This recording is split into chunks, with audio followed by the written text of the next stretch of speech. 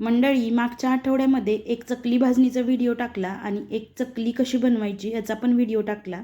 दोन्ही व्हिडिओज बघून बऱ्याच लोकांच्या ऑर्डर्स आल्या आणि काही लोकांच्या मनात शंकासुद्धा आहे की मी ही चकली कोणत्या तेलामध्ये बनवते. तर मी जेमिनी रिफाईंड सनफ्लॉवर ऑइलमध्ये ही चकली बनवते. चकलीच काय, तेलामध्ये जेवढे काही पदार्थ बनवले जातात ते सगळे पदार्थ याच तेलामध्ये बनवते. आम्ही कुठेही पाम तेल किंवा कुठलेही प्रिझर्वेटिव्ह वापरत नाही. त्याचबरोबर वनस्पती तुपाचा सुद्धा वापर नाही करत. तसेच बऱ्याच जणींना वाटते की ही चकली खरंच कुरकुरीत आहे का? तर हे पहा मंडळी, अगदी जवळून दाखवत आहे. या चकलीवरती किती छान असे काटे आलेले आहेत. आता ही चकली मी तुम्हाला तोडून दाखवते.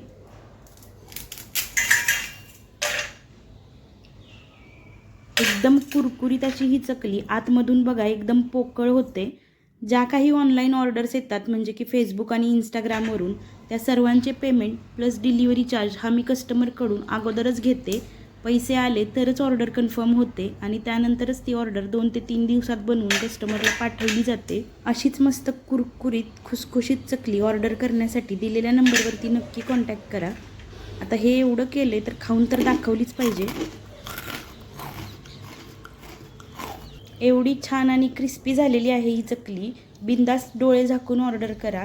काहीही डाऊट मनात घेऊ नका आणि जरी काही वाटलं तरी माझ्या दिलेल्या नंबरवरती नक्की कॉन्टॅक्ट करा. चकली आणि बाकी दिवाळी फराळ माझ्याकडे 12ही महिने अवेलेबल आहे. मेसेज करून ठेवा. मी रात्री माझी सगळी कामं आवरून झाली की 10, 10:30, 11 वाजता सगळ्यांच्या मेसेजला नक्की रिप्लाय देईल. धन्यवाद.